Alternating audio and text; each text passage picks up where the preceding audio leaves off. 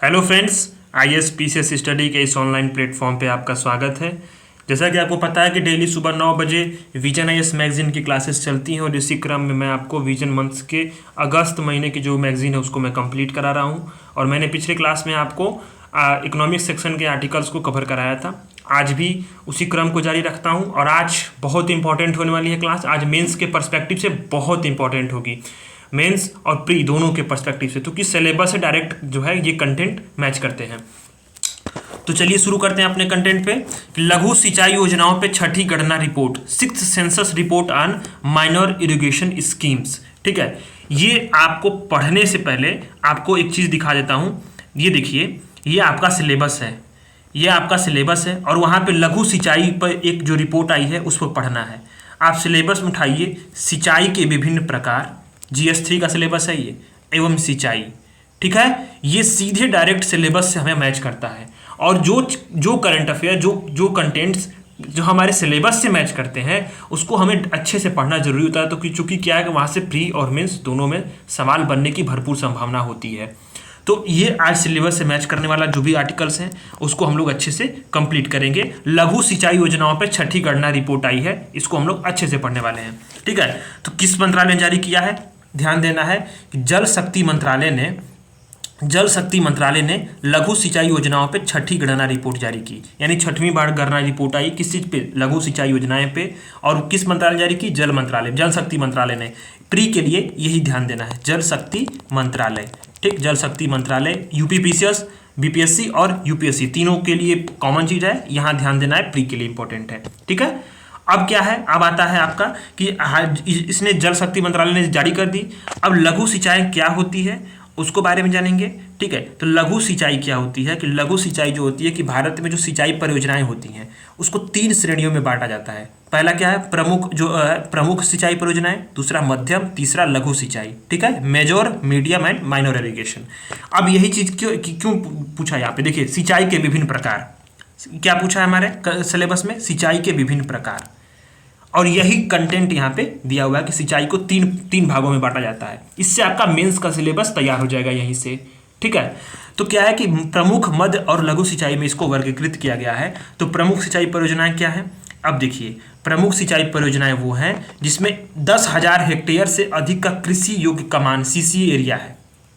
CCA area क्या होता है, कल्टीवेटेड जो लैंड होता है। ठीक है, अब उसको देखिए, जो कल्टीवेटेड कमांड एरिया, ठीक है, ये है कि CCA क्या है कि किसी योग्य कमान क्षेत्र, मतलब किसी सिंचाई योजना के लिए भौतिक रूप से सिंचित और खेती के लिए उपयुक्त क्षेत्र। मतलब कि कोई भी जो सिंचाई की योजना चलाई जाएगी उसके लिए जो खेती के लिए उपयुक्त क्षेत्र है और जो खेती के लिए अवेलेबल लैंड है जो वर्तमान में है उसको, जिसको सिंचित करना है, वही आपका क्या हुआ, कल्टीवेटेड कमांड एरिया, उसको बोलते हैं CCA। ये टर्म है, इस टर्म को आप याद रखिए। ठीक है, तो इसी के लिए 10,000 हेक्टेयर से अधिक का होगा तो क्या होगी, प्रमुख सिंचाई योजनाएं होंगी।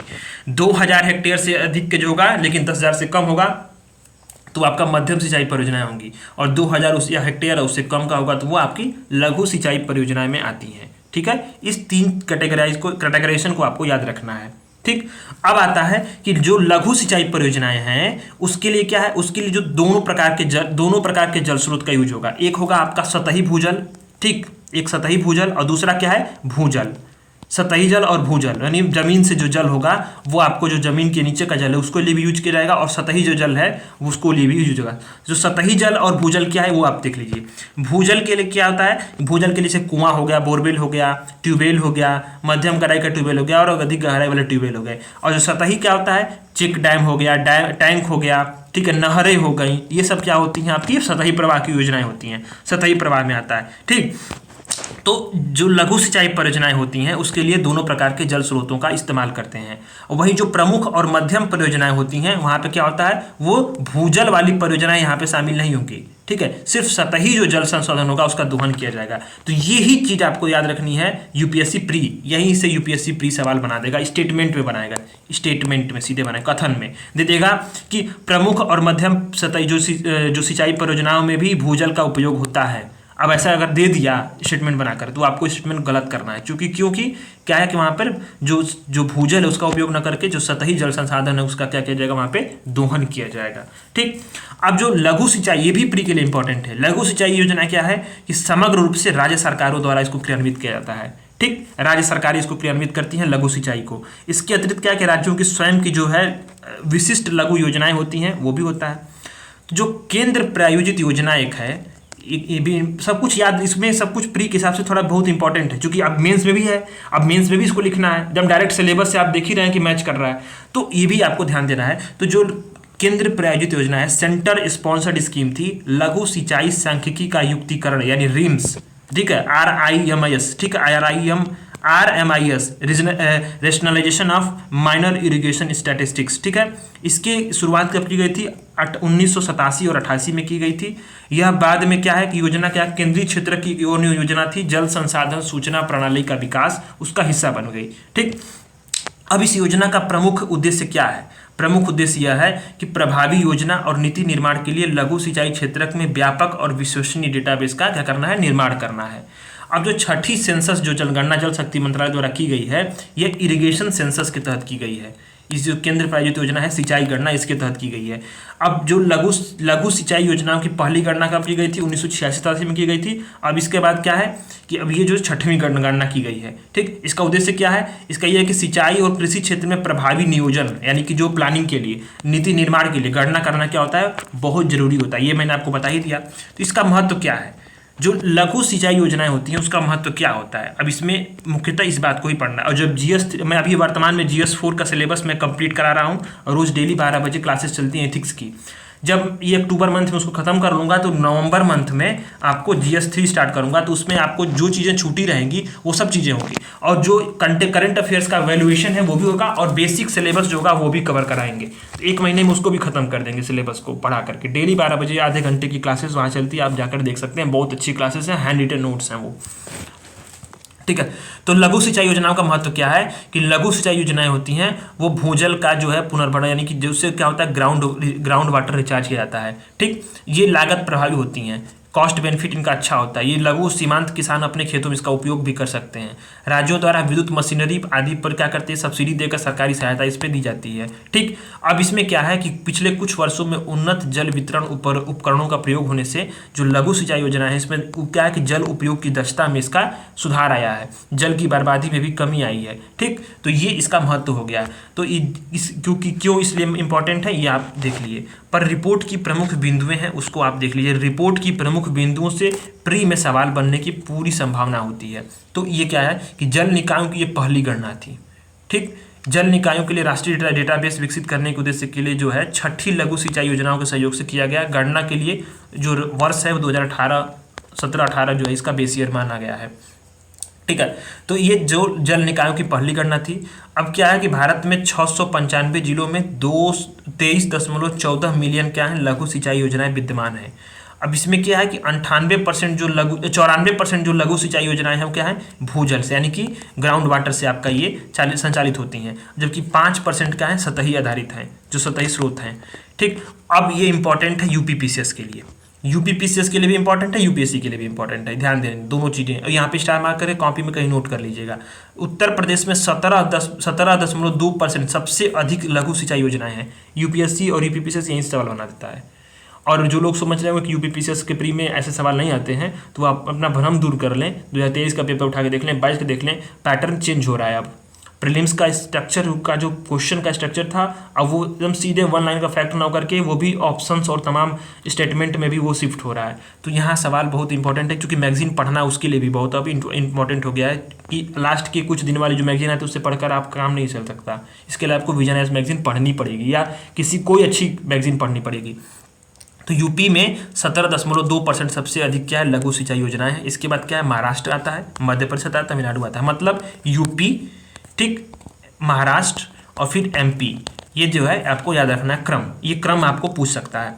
जो अब क्या है, जो मीडियम इरिगेशन से उसमें क्या है कि कुआओं की हिस्सेदारी सबसे अधिक है, जिसमें कम गहरे ट्रिब्यूल्स, मध्यम गहरे ट्रिब्यूल्स और गहरे ट्रिब्यूल्स का स्थान है।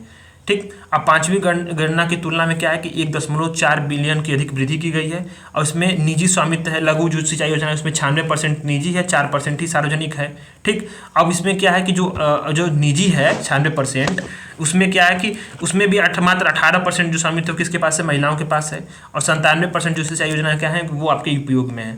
तो मुद्दे क्या है इसमें, लघु सिंचाई योजनाओं से संबंधित मुद्दे भी हो सकते हैं। तो मुद्दे आपको बहुत जरूरी है याद रखना। तो क्या है कि लघु सिंचाई योजनाओं से भूजल का बड़े पैमाने पर क्या होता है, दोहन होता है, जिससे क्या पर्यावरणीय और भूवैज्ञानिक दुष्प्रभाव उत्पन्न होते हैं। और जो गैर जलोढ़ मृदा क्षेत्रों में क्या था, ट्यूबवेल वेल प्रौद्योगिकी का उपयोग तकनीकी रूप से व्यवहार तो है ही नहीं, और भारत की भूमि का लगभग 70% हिस्सा क्या है, गैर जलोढ़ क्षेत्र में है। ठीक। तो ये आपके लिए बहुत चिंताजनक है, चूंकि ग्राउंड वाटर का यहाँ पे बहुत भारी मात्रा में जो अवेलेबल है उसका दोहन हो जाता है। और जो निजी स्वामित्व का जो भी अधीन होगा उसके लिए तो क्या करता है, निजी स्वामित्व का सबसे अधिक यहाँ 96% पाया गया है। इससे जल संसाधन के जो साझा वितरण है, जिस समान डिस्ट्रीब्यूशन है, एक समान डिस्ट्रीब्यूशन है, उसको भी बाधित करता है, उसको प्रभावित करता है। और जलवायु परिवर्तन के प्रतिकूल प्रभाव कारण जो है सूखों जैसे अनिश्चितताओं को क्या होता है, खतरा अधिक होता है, चूंकि क्या इसकी कि जलाशय की क्षमता जो होती है लघु सिंचाई योजनाओं की कम होती है। ठीक है।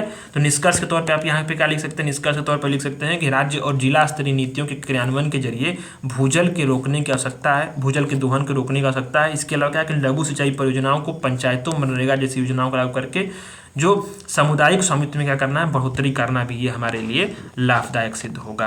तो ये आपका कंटेंट हो गया, ये आपके मेंस के सिलेबस से डायरेक्ट मैच करता हुआ एक कंटेंट था। आपको उम्मीद है समझ में आएगा। कोई दिक्कत है आप कमेंट कर लीजिए, तुरंत मैं आपको जवाब जरूर दूंगा। आप उसमें ज्वाइन कर सकते हैं, टेलीग्राम पे भी ज्वाइन कर सकते हैं, स्टडी फॉर आई स्पेसिस, डिस्क्रिप्शन में लिंक है, वहाँ पे आप सवाल अपने पूछ सकते हैं।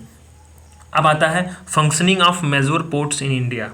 ये आपका बहुत इंपॉर्टेंट है, ये भी डायरेक्ट आपके मेंस के सिलेबस से मैच करता है। कैसे, मैं आपको दिखाता हूँ। देखिए, ये आप उठाइए GS 3 का सिलेबस, और यहाँ लिखा है बुनियादी ढांचा, और यहाँ लिखा है बंदरगाह।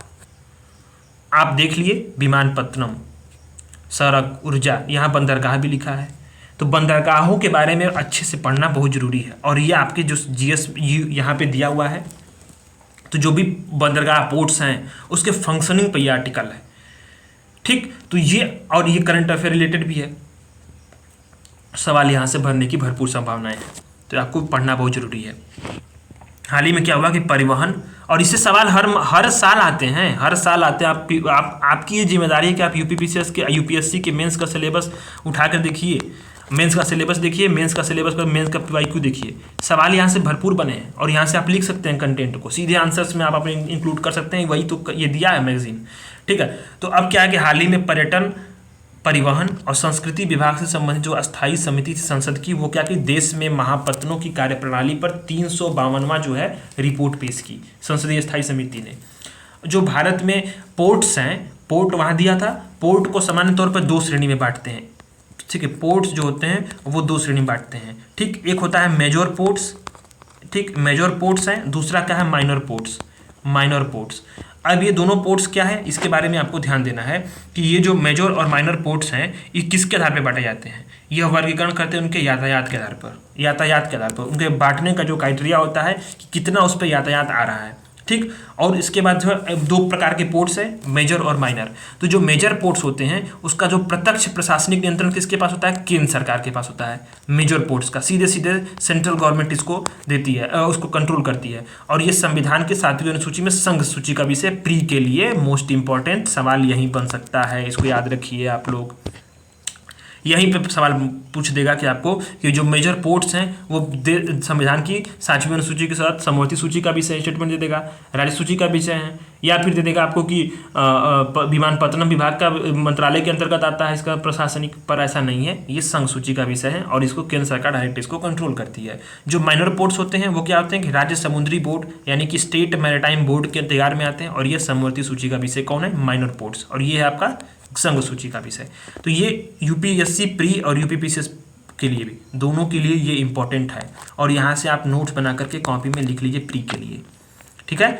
अब देश में क्या है कि 12 महापत्तन है और 213 क्या है, अन्य पत्तन है। ठीक है। देश में 12 महापत्तन और 213 अन्य पत्तन है, और इसके लिए 2 कानून है इनको कार्यप्रणाली को प्रशासित करने के लिए। एक है मेजर पोर्ट अधिनियम, मेजर पोर्ट अथॉरिटीज एक्ट 2021, और एक है इंडिया पोर्ट एक्ट ठीक है। महापत्तन प्राधिकरण अधिनियम 2021 और भारतीय महापत्तन अधिनियम, ये दो कानून है, इसके द्वारा जो है इसको जो पोर्ट्स को संचालित किया जाता है। तो भारत में जो पत्तनों का जो प्रदर्शन है वो क्या है, वो आप देखिए इस रिपोर्ट्स में जो बताई गई है।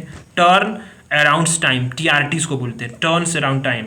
इसमें क्या है कि भारतीय पत्तनों पे जो टर्न अराउंड टाइम है लगभग 94 घंटे से घटकर क्या है 52 घंटे हो गया है। यानी क्या है टर्न अराउंड टाइम क्या है कि जो पत्तन पे जो जहाज आती है, ठीक, और जब आती है और उसके बाद फिर वापस जब चली जाती है, मतलब बीच में जो माल आया खाली किया गया और फिर वापस उसको लोड करके भेजा गया, तो इसके बीच के जो समय होता है उसी को बोलते हैं टर्न अराउंड टाइम्स, ठीक है। तो इसके ये क्या है, इस समय जो ज़्यादा लगता था पहले 94 घंटे, वो घट करके 52 घंटे हो गया है। तो ये आपके लिए अच्छी चीज़ है। यातायात क्या है, भारतीय पत्तनों पर कंटेनर यातायात में लगातार वृद्धि हो रही है।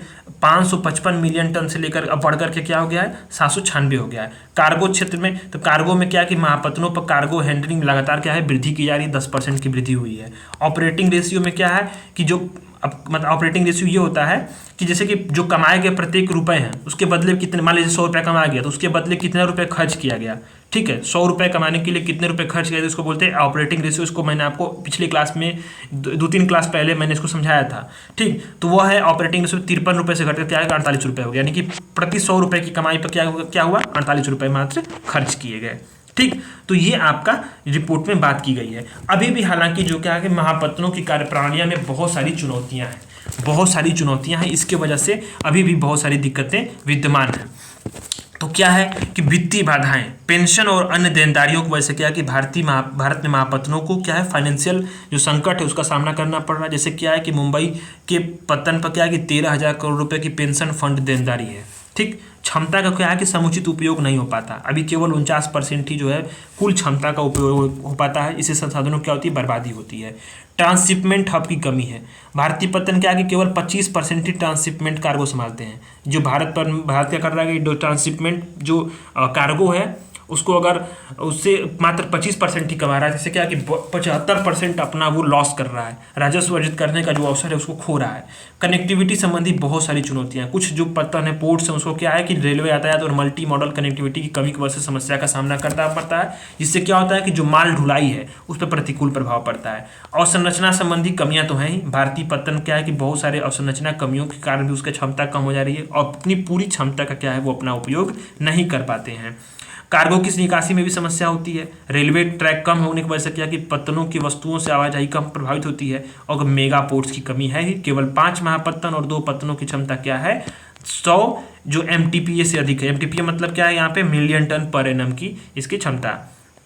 और एक दो महत्वपूर्ण जो दिक्कत है वो भी है कि प्रशुल्क या टैरिफ अवसंरचना भी सख्त है, ठीक। तो ये भी एक दिक्कत है। तो पत्तन के कार्यप्रणाली में सुधार के लिए कौन कौन से प्रयास किए गए हैं वो देखिए। समग्र निगरानी, परियोजनाओं की नियमित निगरानी और पत्तन के वित्तीय कार्यप्रणाली के प्रदर्शन के लिए सागर मंथन डैशबोर्ड भी सरकार ने विकसित किया। किसके लिए?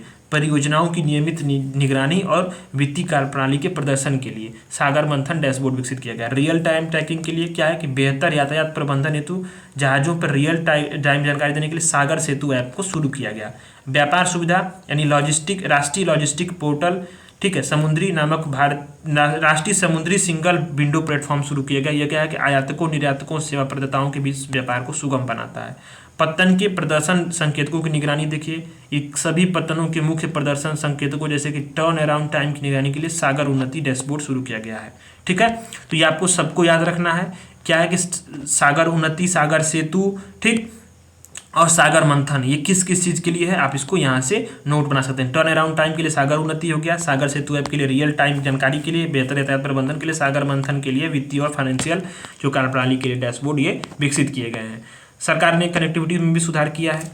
तो कनेक्टिविटी में भी सागरमाला परियोजना के तहत 101 सड़क और 90 रेल कनेक्टिविटी शुरू की गई है। साइबर सुरक्षा के लिए भी कई सारी पहले शुरू की गई हैं। संपत्ति प्रबंधनों की प्रणाली की स्थापना की गई। सभी स्तरों पर मल्टी फैक्टर सत्यापन किया गया। सूचना प्रौद्योगिकी सूचना नीति का क्रियान्वयन किया गया।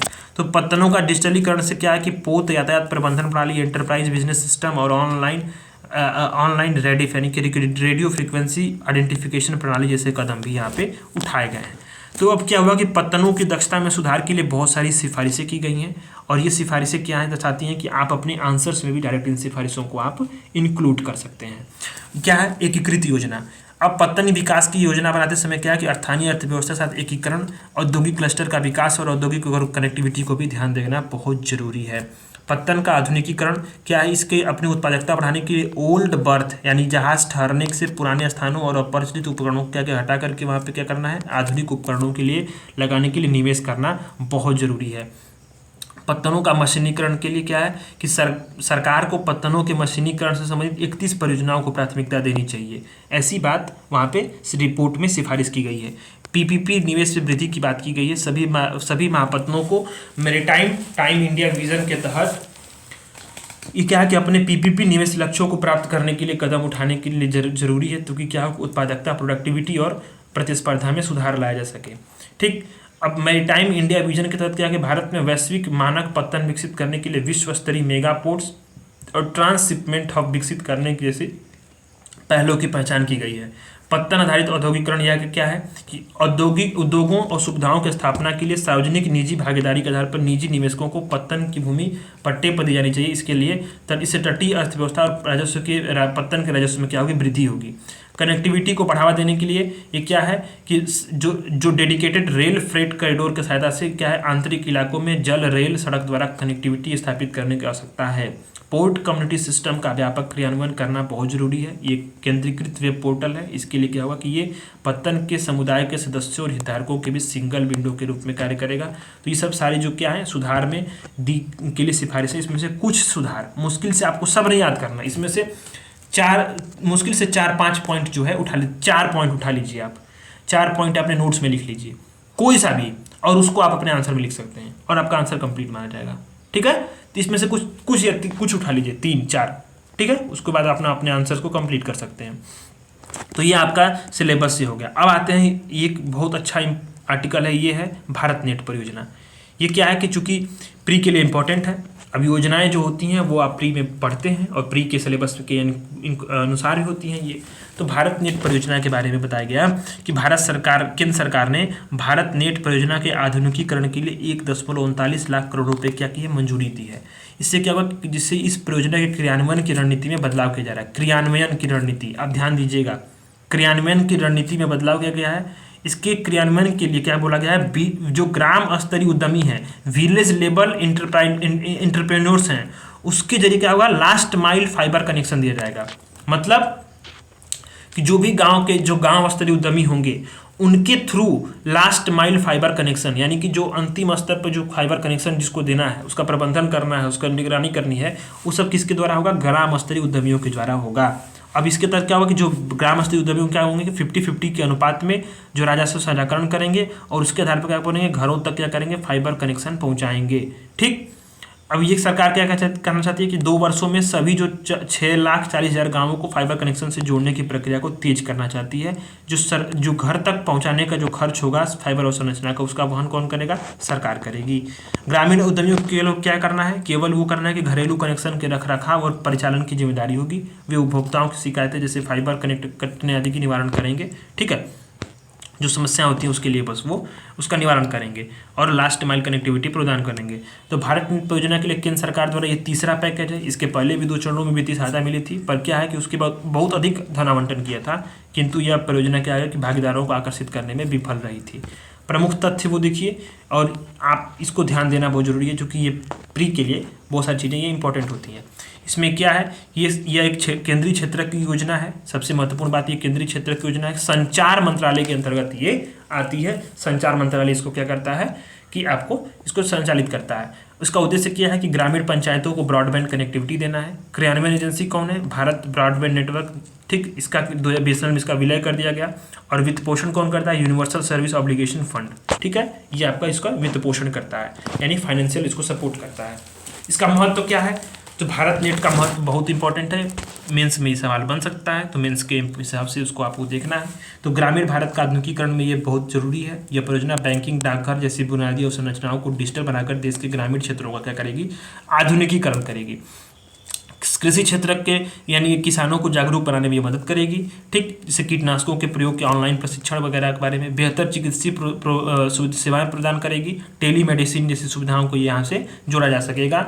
शिक्षा की गुणवत्ता में सुधार होगा, जैसे कि दीक्षा और जैसे सरकारी योजनाओं का ग्रामीण क्षेत्रों में भी लाभ मिलेगा। ई कॉमर्स की पहुंच होगी, ग्राम स्तरीय ब्रॉडबैंड कनेक्टिविटी से ई कॉमर्स की मदद मिलेगी। सरकार द्वारा जो शुरू की गई open network for digital commerce, ये जो पहल है, इसके लिए भी इसको बहुत ज़्यादा बढ़ोतरी मिलेगी। रोजगार पैदा होगा, लगभग 2.5 लाख रोजगार अवसर इससे पैदा होने की जो संभावनाएं हैं वो आ रही हैं। अब इसके क्या है कि इसमें बहुत सारी जो है कि चुनौतियां हैं। चुनौतियां क्या है कि परियोजना में देरी हो रही है। 2019 तक इसको पूरा करना था, अब लेकिन अभी भी इस पर काम हो रहा है। सरकार अभी फंड पे फंड जारी की जा रही है और अपने ये जो उद्देश्य है उसको पूरा करने में अभी तक विफल रही है।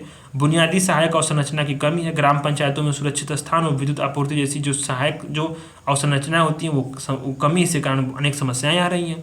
परियोजना की जो क्या है लागत है वो उच्च है, देरी के कारण ये लागत बढ़ती जा रही है, डबल हो गई है इसके। ठीक है, ऑप्टिकल फाइबर बिछाने की जो लागत है वो देरी और काफ़ी डबल हो जा रही है उसकी खर्च। इसके साथ साथ क्या है कि मार्च 2022 तक क्या है कि अपेक्षित गाँव में केवल 27% को ही नेटवर्क कनेक्टिविटी मिल पाई थी। जो सेवा की गुणवत्ता है, बार बार खराबी और कनेक्शन बंद होने से सर्विस और रिपेयरिंग के लिए ग्रामीण अधिकारियों की शिकायतों में अनुरोधों की संख्या बढ़ती जा रही है। और BSNL जैसी जो कंपनी, उसकी कमजोर प्रशासनिक क्षमता भी इसको प्रभावित कर रहा है, घाटे का सामना करना पड़ रहा है।